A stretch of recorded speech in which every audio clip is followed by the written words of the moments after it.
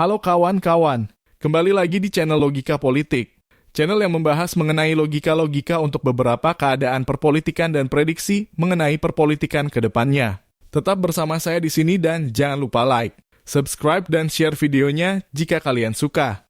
Kali ini saya akan mencoba membahas mengenai seruan Bu Megawati untuk siaga 1 bagi para kadernya. Seruan itu dinyatakan oleh salah satu penggede PDIP yaitu Deddy Sitorus saat konferensi pers. Apakah setelah memecat Pak Jokowi, PDIP mulai panik? Ataukah belum ada persiapan untuk menanggulangi serangan-serangan orang yang tak dikenal siapakah yang mencoba menyerang PDIP? Lalu apa tujuannya? Kita lihat videonya dulu. Tentang legalitas dari DPP PDI Perjuangan termasuk penambahan personilnya yang menjelang Kongres ini kami melihat mengamati ada upaya sistematis untuk menyerang PDI Perjuangan. Dan oleh karena itu diserukan kepada seluruh jajaran partai agar bersiap siaga untuk melawan berbagai bentuk upaya untuk menyerang PDI Perjuangan. Dalam bahasa Ibu Megawati mengaut-aut, kan kira-kira seperti itu, mengacak-acak PDI Perjuangan.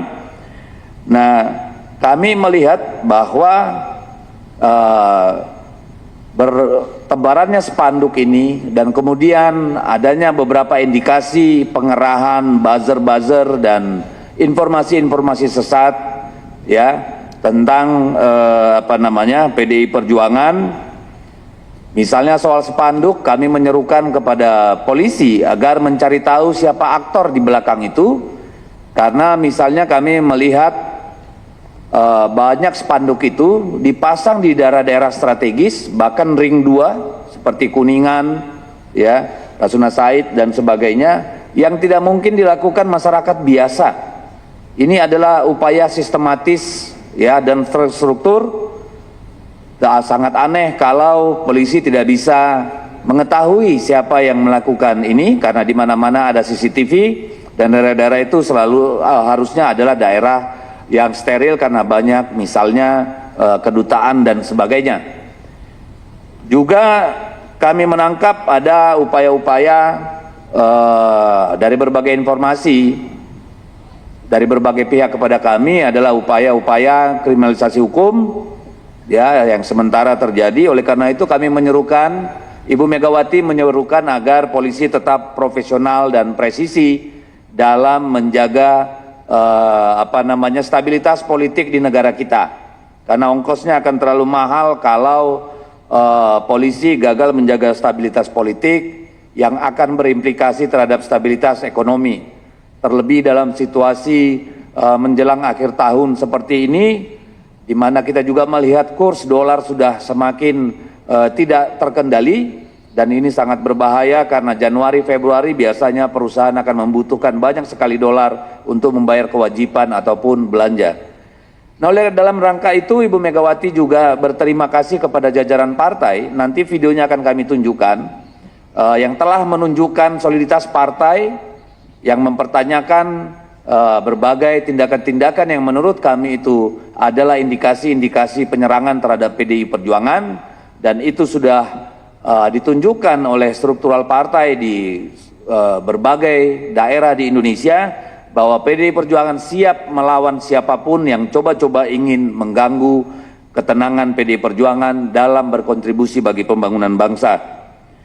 Nah, saya kira itu yang bisa kami sampaikan. Sekali lagi kami berharap Kepolisian Republik Indonesia betul-betul profesional dan presisi, menjadi harapan kita agar situasi tidak menjadi lebih memburuk dengan pembiaran-pembiaran atau langkah-langkah yang tidak profesional maupun presisi.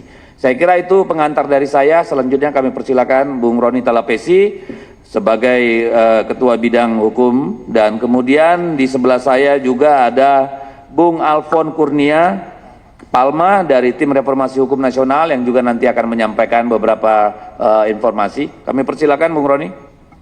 Ya, terima kasih Pak Deddy. Kami PDI Perjuangan dalam hal ini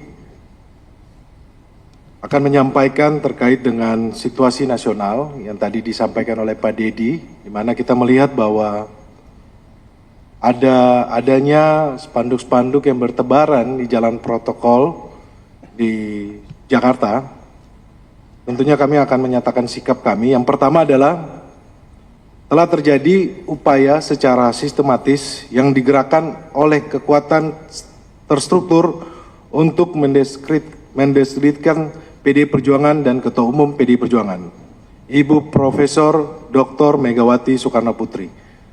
Salah satu bentuk tindakan tersebut adalah dengan adanya pemasangan berbagai baliho dan spanduk yang di tempat-tempat strategis yang disinyalir dipasang oleh pihak-pihak yang memiliki kekuatan terorganisir. Kedua, baliho dan spanduk tersebut dipasang di lokasi-lokasi strategis dan jalur-jalur utama yang mengindikasikan keterlibatan pihak kekuatan terorganisir dengan kekuatan sumber daya yang besar. Hal ini menjadi perhatian serius bagi PDI Perjuangan serta kader dan simpatisan partai karena mencerminkan adanya upaya untuk menggiring opini publik secara negatif. Ketiga, PDI Perjuangan adalah partai politik yang sah sesuai Akta Notaris nomor 05 tanggal 27 Juni 2024 dan telah mendapatkan pengesahan melalui surat keputusan dari Menteri Hukum dan HAM Republik Indonesia nomor M.H/05.11.02 tahun 2024 tertanggal 1 Juli 2024 tentang pengesahan perubahan struktur, komposisi, dan personalia Dewan Pimpinan Pusat Partai Demokrasi Indonesia Perjuangan masa bakti 2019-2024 diperpanjang hingga tahun 2025. Keabsahan ini tidak terbantahkan dan menjadi dasar kuat bagi PDI Perjuangan dalam menjalankan tugas politiknya. 4. Perpanjangan masa kepengurusan Dewan Pimpinan Pusat PDI Perjuangan telah dilaksanakan sesuai dengan Pasal 28 Anggaran Dasar Partai dan Pasal 15 Anggaran Rumah Tangga Partai. Perpanjangan masa kepengurusan menjadi kewenangan prerogatif Ketua Umum yang diamanatkan oleh Kongres Partai serta ditetapkan dalam Rakernas 5 PDI Perjuangan tahun 2024. 5. Perpanjangan masa bakti kepengurusan DPP PDI Perjuangan terbukti mampu menjalankan tugas secara konstitusional sebagai partai politik dengan keikutsertaan dalam tahapan Pilkada Serentak 2024 dengan merekomendasikan calon-calon kepala daerah di tingkat provinsi maupun kabupaten kota di seluruh Indonesia. Dengan beredarnya baliho dan spanduk yang sifatnya menghasut telah menciptakan kondisi siaga 1 di internal PDI Perjuangan untuk memberikan reaksi terhadap adanya upaya mengaut-aut PDI Perjuangan menjelang Kongres PDI Perjuangan yang sebagaimana dinyatakan oleh Ibu Megawati Soekarno Putri sehingga memicu kemarahan anggota dan kader partai seluruh Indonesia. Kami meminta kepada aparat penegak hukum kepolisian untuk dapat menertibkan hukum agar berkeadilan untuk menjaga stabilitas politik nasional. PDI Perjuangan menyampaikan bahwa Indonesia adalah negara hukum sebagaimana diamanatkan konstitusi negara, sehingga tindakan yang mengganggu partai politik yang sah dan juga mengganggu warga negara Indonesia yang sah dilindungi kedudukannya dalam hukum dalam pemerintahan. Tindakan gangguan tersebut berpotensi menciptakan instabilitas sosial dan politik secara nasional. Demikian penyampaian rilis dari kami DPP PDI Perjuangan, dan kami PDI Perjuangan akan terus berjuang demi tegaknya demokrasi dan keadilan di Indonesia. Terima kasih. Ya, dipercepat. Itu pernah terjadi di tahun 2019. Yang sebenarnya seharusnya Kongres di tahun 2020 dipercepat di tahun 2019 karena kepentingannya adalah pilkada, di mana pilkada teman-teman media bisa melihat ada pilkada di Solo itu di tahun 2020, dan pada saat itu di tahun 2019 tidak ada yang mempermasalahkan terkait dengan dipercepatnya Kongres. Jadi menjadi pertanyaan buat kami ketika hari ini, kemarin kami bisa memperpanjang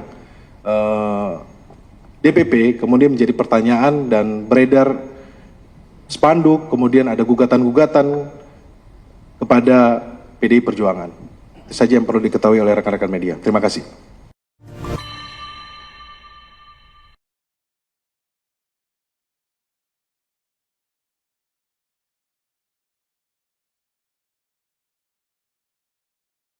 Oke, pada video itu, seruan untuk siaga 1 disebabkan karena banyak banner dan baliho yang bertebaran di mana-mana yang dianggap mengancam persatuan dan keutuhan PDIP.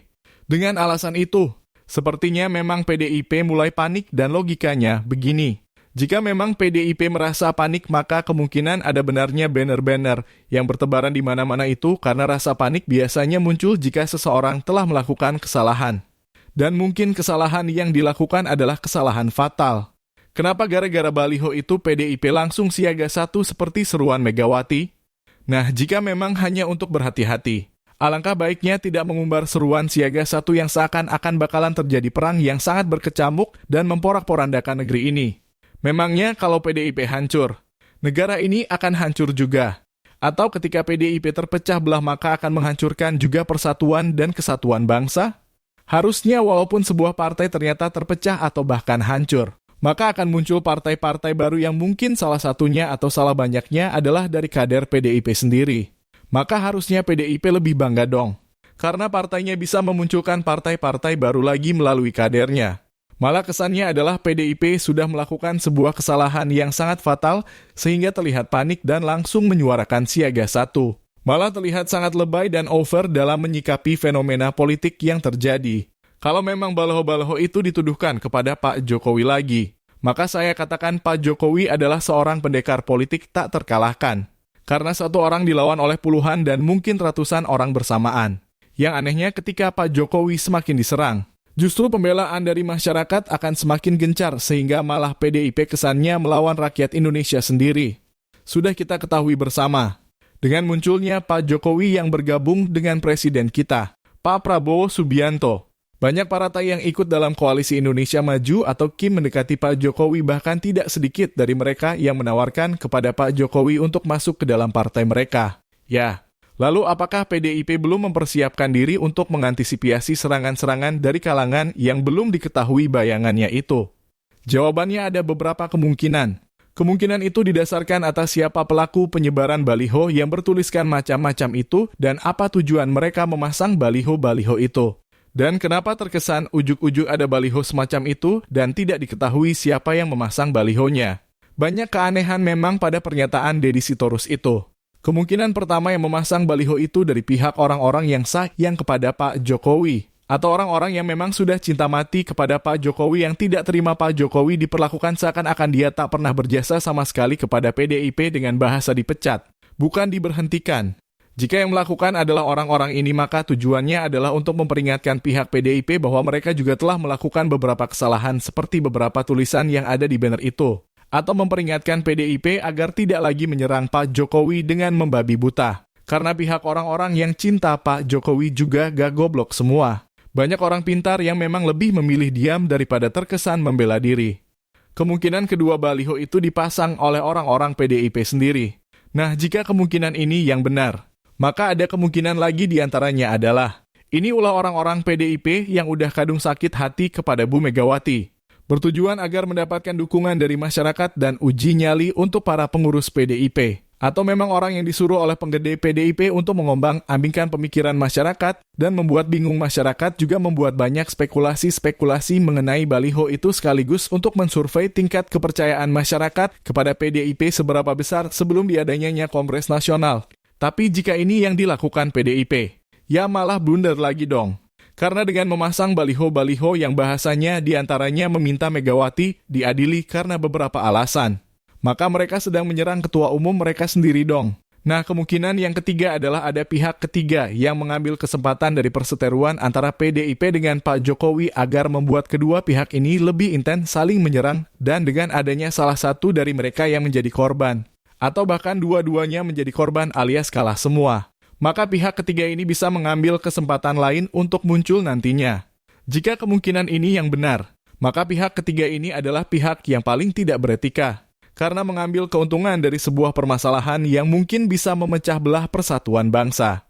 Tapi untungnya dari pihak Pak Jokowi tidak pernah membalas serangan-serangan dari PDIP secara frontal. Bahkan Pak Jokowi ketika ditanya mengenai pemecatannya dari PDIP, beliau menjawab begini. Ya, kita tunggu saja siapa yang mengujinya, saya sendiri bingung dengan kalimat itu. Kita tunggu saja waktunya, akan ada kejadian apa lagi nanti. Tapi yang paling aneh dari menyebarnya baliho-baliho itu kok bisa gak diketahui siapa yang memasangnya? Dan gak diketahui kapan mulai ada baliho-baliho itu?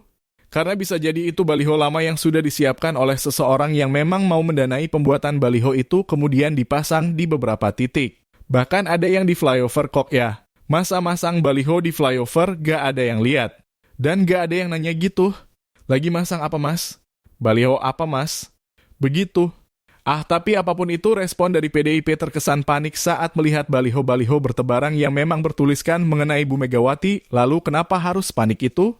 Apakah semembahayakan itukah baliho itu? Apakah takut jika tuntutan di baliho itu ternyata benar? Lalu jika baliho-baliho yang terpasang itu tidak ada benarnya sama sekali? Ya tinggal dicopot saja.